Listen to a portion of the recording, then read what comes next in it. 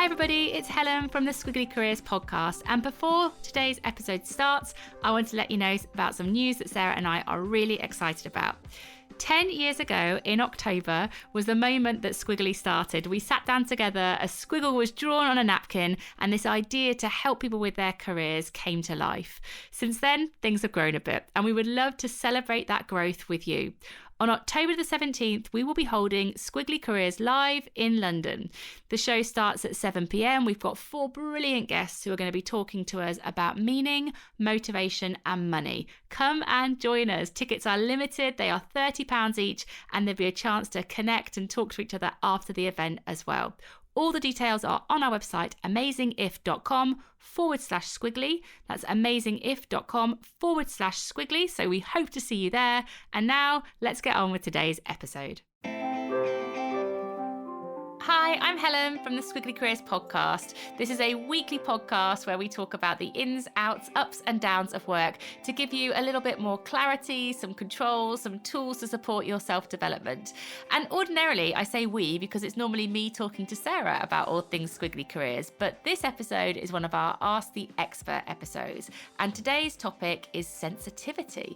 I am talking to Jen Granneman on the episode today, who is the co-author of a book called Sensitive. It's a book that I got gifted about 4 months ago now, and I absolutely loved it. I've got post-it notes all over this book, so I was like, oh, that's really interesting. And there's ways that you can self-assess for sensitivity in the book. There's ways that you can create environments where sensitive people can thrive at work in the book, and that is what Jen and I dive into in this episode today. So whether you're like thinking, oh, I'm a sensitive person, what could I do differently to help me with my development, or whether you're thinking, oh, how could I help other people to be at their best at work that might identify as being more sensitive, we are covering it all in this episode today. Some of the things we talk about are going to be summarized in the pod sheet. So if you want some of the ideas for action, some of the links and things that myself and Jen reference, download that. It's on our website, amazingif.com. Just go to the podcast page and you'll find it. And I will also link it in the show notes as well.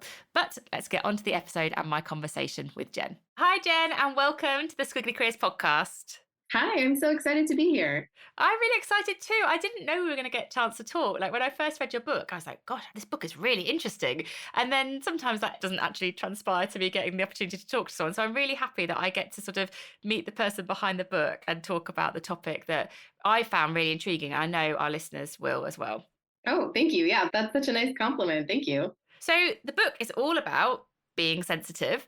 One of the things that struck me when I was reading it, like particularly the first kind of couple of chapters, and probably the first chapter, I was like, oh, maybe I have had a very narrow definition so far of what it means to be sensitive, because I really feel that you kind of expand what it means when someone is sensitive. So to start with, when we're describing someone as a sensitive person, what do we actually mean? What does it mean from your perspective?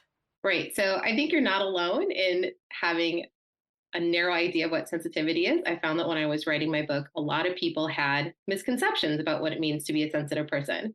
They thought it meant that you cried all the time or that you were someone who got easily offended, but that's not what we're saying when we're talking about the trait of sensitivity. So if you're a sensitive person or a highly sensitive person, it simply means your body and mind respond more to the world around you.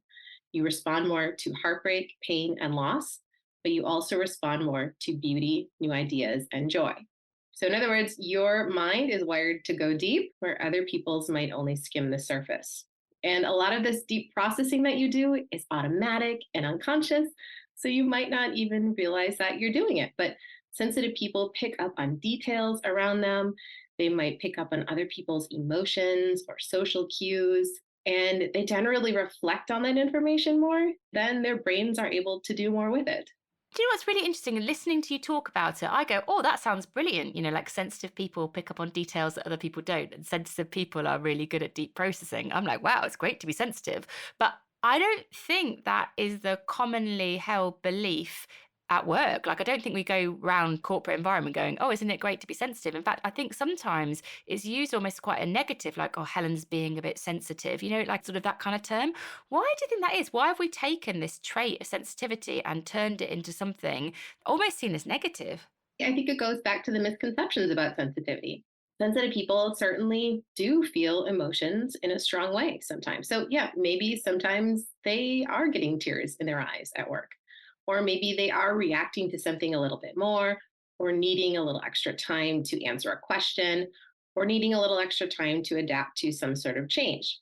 We've looked at the downsides or the challenges of sensitivity, and we haven't been celebrating the gifts and the strengths of it enough. How do I know if I am sensitive? Like one of the things that I was reading in the book that I thought was really interesting was quite a long list of really good questions to ask of yourself to see whether you kind of identify as a sensitive person. What are some of those questions that people listening could ask themselves if they're like, oh, do I process deeply? Do I tune into some of those things that you're Right. talking about? What sort of things do they ask themselves to identify as a sensitive person? There is a good checklist in our book in the first chapter. So I would encourage people to turn there if they want the whole checklist. But I can give you a rundown of some of those things on the checklist. If you're a sensitive person, you might pause before acting so that your brain can have time to do its work. You are someone who might notice subtle details, like a slight difference in shade between brushstrokes on a painting, or an expression that just quickly vanishes from your coworker's face.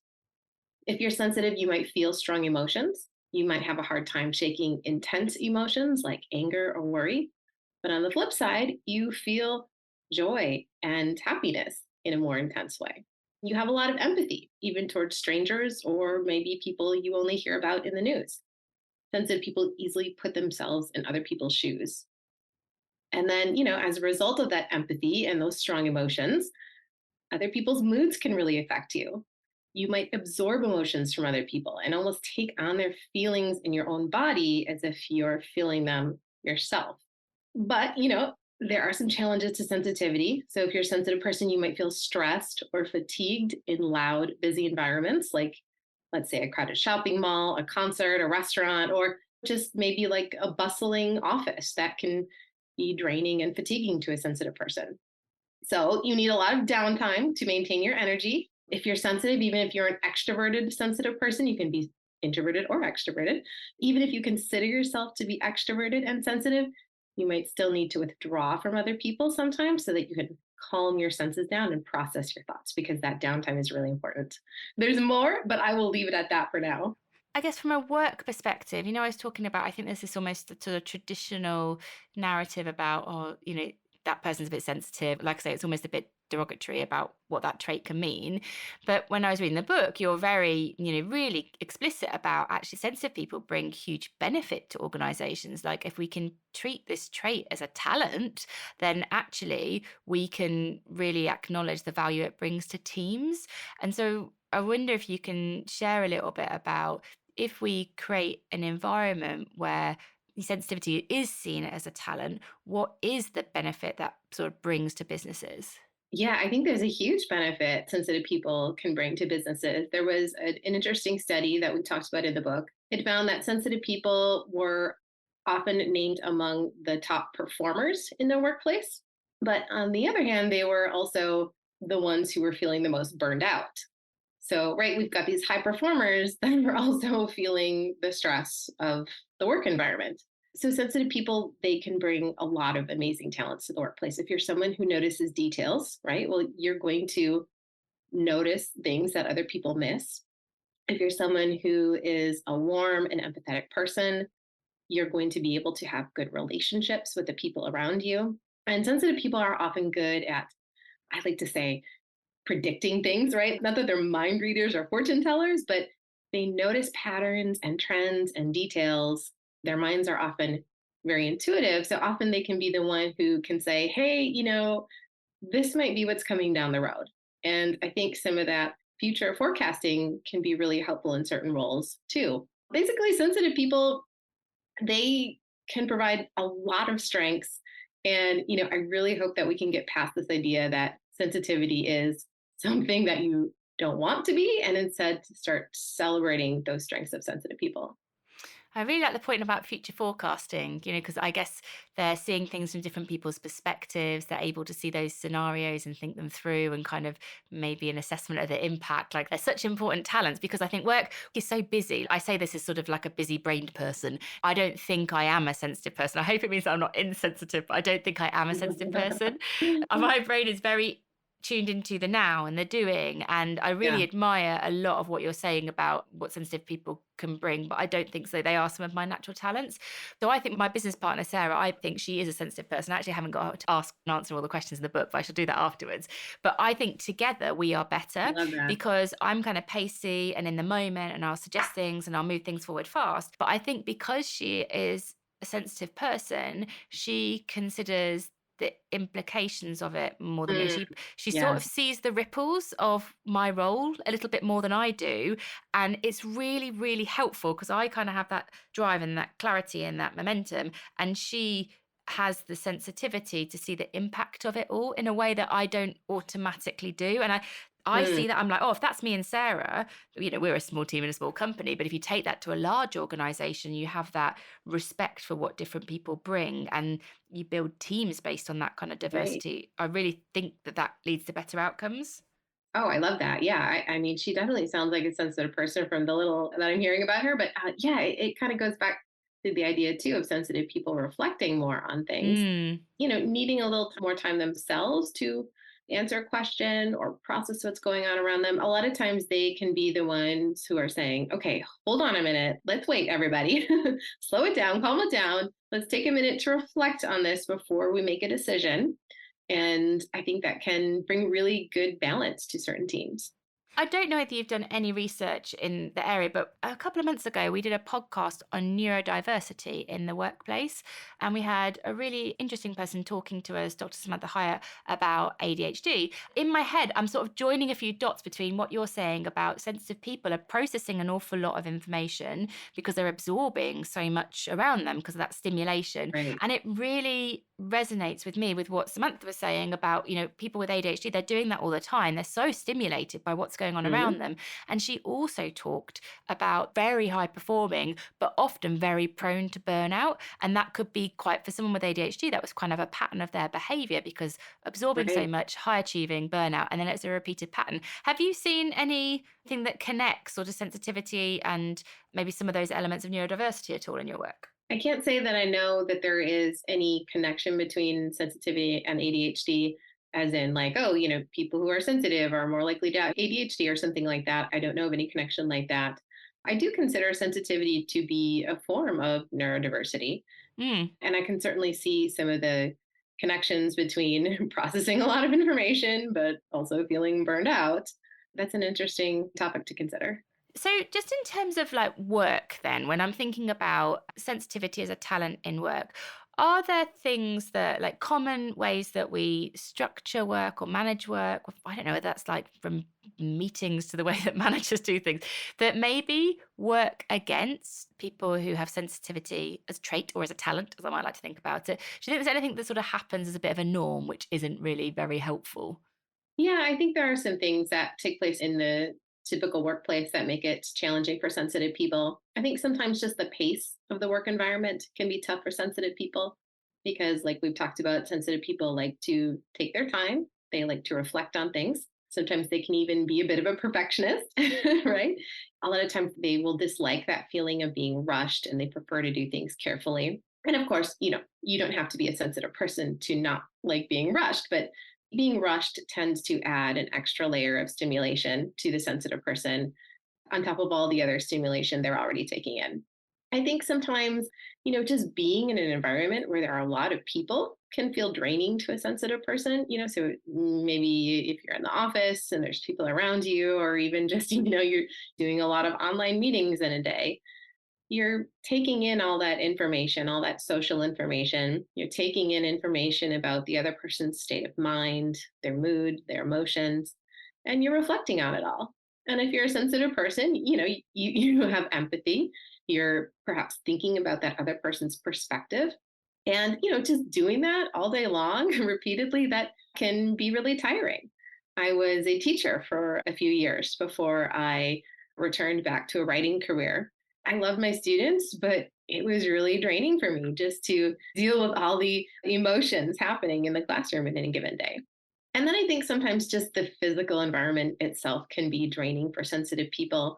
our workspace is not necessarily introvert friendly or introvert friendly, sensitive person friendly, but also not introvert friendly. We were talking about introverts earlier, so now that's on my brain. But the lights, the noise, just kind of the gray, drab decor, maybe chairs that are uncomfortable, or just overhearing coworkers constantly.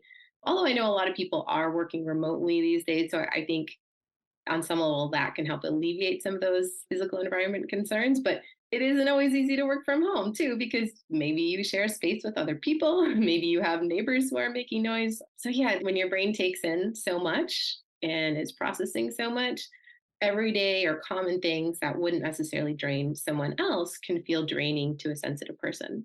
It makes me think about both companies that I've worked in and people that I've worked with. I've worked in some really large organizations where lots of change has gone on. So I worked with Microsoft, for example, during their Mm. largest organizational change. And it does make me think, oh, for a sensitive person, I'm going to call myself insensitive, but for me, as an insensitive I was person, not calling you I insensitive. know, I don't know what to call myself, but as someone who Call yourself whatever you want. but basically, someone that I really appreciate the talent, but I don't think it's me naturally. So I go through those periods of change, really significant change. And I think part of me kind of says, oh, this is just what big organizations do. It's just what we go through when Mhm. we work here. We've just got to kind of find our way through this. And that's sort of my boundaries around it. But it really makes me think, oh, actually, a sensitive person probably feeling more of this impact for themselves Yeah. because more of this is affecting them in more ways, but I would imagine they're also feeling other people's emotions too. So those periods of change in like large organizations are probably much harder for a sensitive person to go through than somebody like me, who I'm going to categorize myself as insensitive. I don't think I absorb quite so much. Mm. So the other stimulation and what other people might be sort of experiencing, it's not natural that that kind of comes to me. Yeah, that makes sense. Change can be extra challenging for sensitive people because when things are changing, there's new stimulation to deal with. Mm. There's new procedures, there's new ways of doing things, new routines, new concepts to understand. The sensitive brain is very hardworking, and change means new information to take in. Change is hard for everyone, right? But if you're sensitive, it can add an extra layer of complication.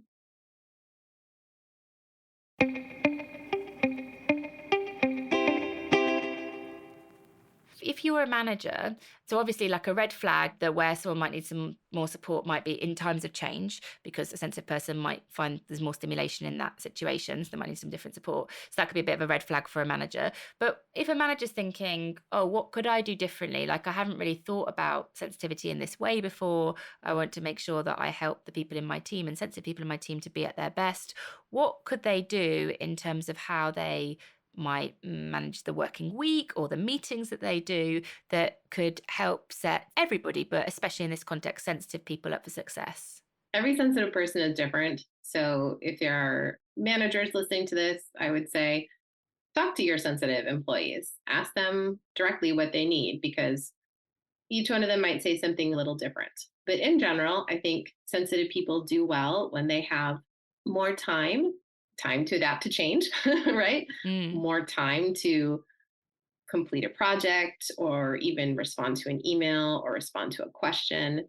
That's not to say that, we just let sensitive people miss deadlines or something like that, but a lot of times their minds just need a little extra beat or a little extra time to reflect before making a decision. I think sensitive people are also especially tuned in to the emotions and the relationships in any kind of team. So, if there's some sort of toxicity in the team environment, I think that can get really wearing on sensitive people. A lot of times we talk about, oh, the lights are too bright and the noises are too loud. And that is true to some extent, but those physical things are easier to fix, right? Turn the lights down or maybe wear headphones, or, they're a little more straightforward to fix.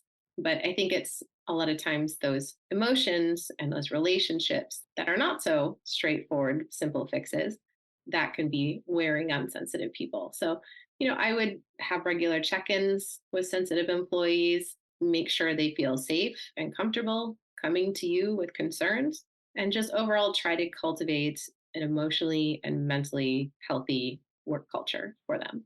In the book as well, you mentioned that managers could help give people sort of permission to job craft, and that sort of permission to craft their roles could also be quite an important way of engaging a sensitive person. Could you just share a little bit more about why that is? Why does job crafting work for sensitive people particularly well? Yeah. So I think sensitive people often have that mind toward thinking about how something can be improved. And so job crafting gives them a chance to change the way they do tasks or maybe even change some of the tasks they do. Job crafting also can help them, just change who they might interact with or how they might interact with those people. And a lot of times it's, just a little change that might make a big difference for a sensitive person. Maybe it's allowing them to block out a few hours every day to have uninterrupted time to work instead of, scheduling meetings during that time or expecting email or Slack responses. I think sensitive people are often particularly drawn to finding meaning in their work. And of course, Mm, right, everybody wants to do work that's meaningful. Nobody wants to feel like their job is meaningless or the effort they're doing is, for nothing.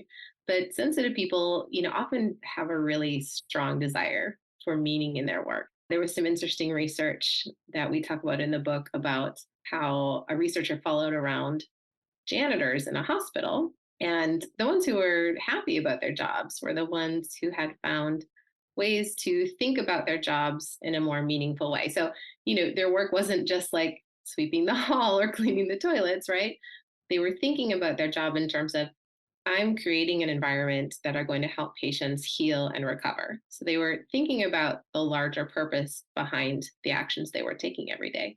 In that way, I think sensitive people can look for the meaning that they have in their jobs, maybe by thinking about the larger purpose of their work.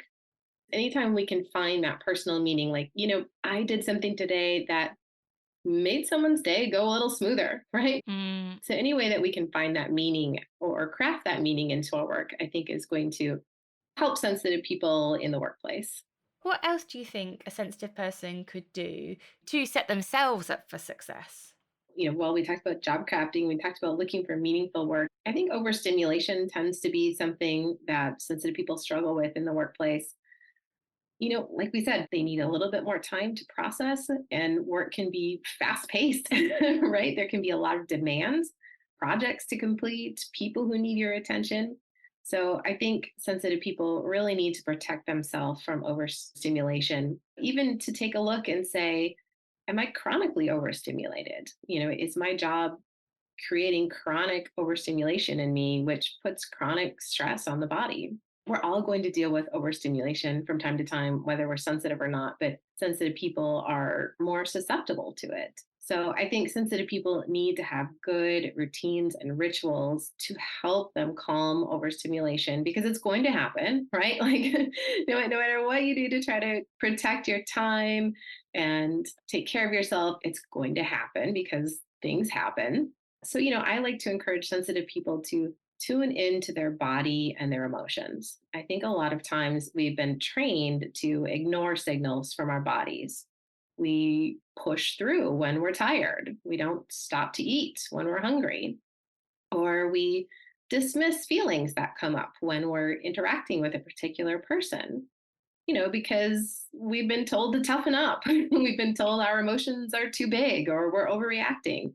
So a lot of times sensitive people have been trained to ignore those signals. I think one of the best things that sensitive people can do is to just start tuning in and trying to notice before they really tip over into full blown overstimulation, right? Maybe they can feel their stress meter rising a little bit. And before they become very overstimulated, that's when they want to take a break or do some self care or step away for a moment or do whatever helps them to feel more emotionally regulated. I think sometimes it's about kind of moving on, all that kind of the pace is like on to the next thing, on to the next thing. And I Right. think it's really interesting that rather than kind of move on, that tune in is a really important thing for a sensitive person to know, but also a manager maybe to make time for, like, to give that person that space. It's not like the moving on all the time is not going to help a sensitive Yeah. person be at their best. I was talking earlier about collecting dots and connecting dots. Just listening to you is reminding ages ago, like a couple of years ago now, we had someone on the podcast called Alex Pang, who's written a book called Rest. And he talks about this idea of active rest. And the more I got into it, the kind of there's this great TED talk about the 7 different types of rest. And I wonder whether it might be, I don't know if you come across it or it might be helpful people, but it talks about there's different types of rest that we might need. So there might be mental rest, like you've got so much Mhm. thinking, there's like a new project going on, or for example, like sensory rest that we've talked about, or sometimes it might be emotional rest. If you're with a lot of people who maybe you're carrying a lot of people's emotions, Right. or like spiritual rest, like maybe you're feeling like you haven't got that kind of sense of purpose, you're feeling a little bit lost. And just in terms of that, stimulation can come from lots of different places. Therefore, the rest that people need might be quite specific. I might make sure we create a pod sheet for all of our episodes. And just in case it helps people, I might link to that TED talk, because if someone's feeling really overstimulated right now, then the type of rest they might need is probably quite specific to them. And I think that TED talk might help people identify what does good rest look like for me right now, as well as the points you're saying about tuning into how your body and mind is responding to the situation. Oh, I love that. I want to see that TED Talk myself. I will send it to you. I'll send it to you after this conversation, because it's a good one. It's a good one. And one I go back to quite a lot, actually. So I think I'm definitely a lot clearer from having read the book and talked to you today about sensitivity is a trait and a talent, and that what sensitive people can bring to the organization is this ability to see things from other perspectives, to pick up on the detail and to sort of dive a bit deeper, and that managers can help sensitive people by creating some space and helping them to sort of craft their role around them, and that sensitive people themselves can help themselves to be at their best by sort of tuning into how they're responding to situations and how they're feeling about it, perhaps rather than feeling like they have to move on really quickly. Are there any other tips or insights that you think are important for people listening to know about sensitivity? One of the biggest messages I want to send is that sensitivity is a strength. We often see it as a weakness, we see it as a flaw or something that needs to be fixed. But sensitive people have incredible strengths and a lot to offer the world. And I hope we can start seeing it as the gift and the benefit that it is. I love that. Thank you. And that is a really lovely place to end. But before we do end, we always ask our guests on our podcast for a piece of advice that has helped them in their career. And it can be connected to sensitivity, or it can be something completely different to that. But is there a piece of advice that has helped you that might help our listeners too? I can speak to my own career. I was a journalist for a few years. I did newspaper reporting and editing. Then I jumped into marketing. Then I jumped into teaching. And then I went back to writing. And I started my first blog called introvertdear.com, where I wrote about introversion and sensitivity. And then slowly that started to take off. I quit being a teacher and I started working for myself full time. I would say don't be afraid to try things. I had to jump around a lot, in my time working. And I just kept looking for things that excited me. And I kept tuning into myself too. I loved teaching. I love my students and the relationships I had with them. It felt very meaningful to me as a sensitive person. Whereas, marketing just did not feel very meaningful to me. At the same time, being a teacher, it got really draining. And for a while, I wasn't honoring my body and honoring the fatigue that I felt at the end of the day. So yeah, I had to try a lot of different things. I had to fail at a lot of different things. I had to switch course a lot of times, but I just kept trying to tune into myself and notice how my body reacted to different things and follow what I was excited about. Feels like it's a try things and tune in. It feels like a nice way of Yes, thinking try about things it. and tune in. Yeah, that's a great summary. It's also very supportive of sort of the squiggly career philosophy as well, which is the moves we make allow us to collect lots of data for our development. And it sounds like you were doing lots of that too. I think I was. Yeah, I think I was doing that on a personal level in my own life. Jen, thank you so much for talking to us about the book and your insights on the podcast. We really, really appreciate your time. And I know this will connect with lots of people. Other than finding the book, is there anywhere else that our listeners can go if they want to learn more? Yes, you can find me on Instagram under my name, Jen Graneman. You can also visit my blog, introvertdear.com, DEAR, like you're writing a letter. And you can find my book, Sensitive, wherever books are sold. Amazing. Thank you. And we'll put all the links to all of those things in both the show notes of the podcast and also on the pod sheet that comes with the episode too. Thank you so much again, Jen. Awesome. Thank you. This was lovely.